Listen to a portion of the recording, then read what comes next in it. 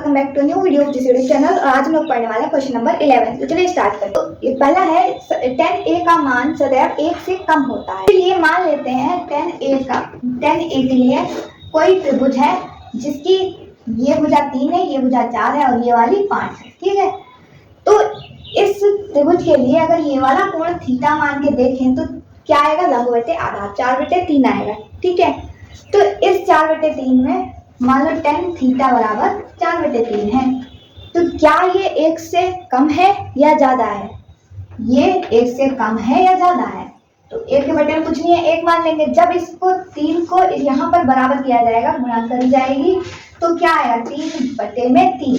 मतलब यहाँ पर 3 में से 4 भागे, यहाँ पर 3 में से 3 ही भागे, मतलब ये क्या है, ये बड़ा है। तो ये वाला जो पहला क्वेश्चन है आपका वो असत्य हो जाएगा। यहाँ पर आप कट लगा देंगे या असत्य लिखेंगे। ठीक है, उसके बाद में है कोण a के किसी मान के लिए sec a बराबर 12/5। 12/5 दे रखा है आपको। देखो sec a बराबर 12/5 और ये किसका मान है, कर्ण बटे आधार का। ठीक है, और क्योंकि आपको बहुत अच्छे से पता है कि कर्ण का मान सबसे ज्यादा होता है और बाकी दो भुजाएं उससे कम होती है, तो ये वाला sec a का मान हो सकता है। ठीक है, तो उसके आगे बढ़ते हैं। तीसरा क्वेश्चन दे रखा है cos a कोण a के cos सेकेंड के लिए प्रयुक्त होता है। इस क्वेश्चन के लिए हमने आपको ये टेबल भी बनाकर दी है, अगर आप चाहें तो बना सकते हैं, वरना कोई बात नहीं। क्या लिखा है हमने, साइन, ये जो 6 अनुपात हैं इनकी ये जो है फुल फॉर्म है और ये इसको शॉर्ट में लिखा जाता है, यूज करते हैं लिखने के लिए ट्रिग्नोमेट्री में। तो SIN साइन जो होता है उसको SIN साइन लिखा जाता है। कोसाइन को कॉस लिखते हैं, टेंजेंट को टेन लिखते हैं। उसी तरह से कोसेकेंड को कॉसेक लिखते हैं, सेकेंड को सेक लिखते हैं और को टेंजेंट को कॉट लिखते हैं। ठीक है, तो यहाँ पर आपको क्या देखा है, कॉस ए कोण ए के कोसेकेंड के लिए प्रयुक्त होता है। कॉस ए, कॉस कहाँ है, ये है, और किसके लिए यूज होता है, कोसाइन के लिए यूज होता है।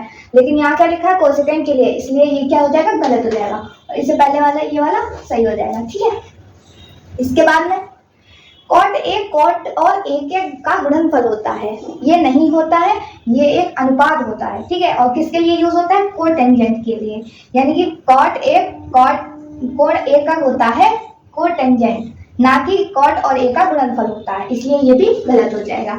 उसके बाद में आपको दे रखा है किसी भी कोण थीटा के लिए साइन थीटा बराबर 4/3। साइन थीटा का मान आपको दे रखा है 4/3। क्या है ये, लंब बटे कर्ण का मान है ये।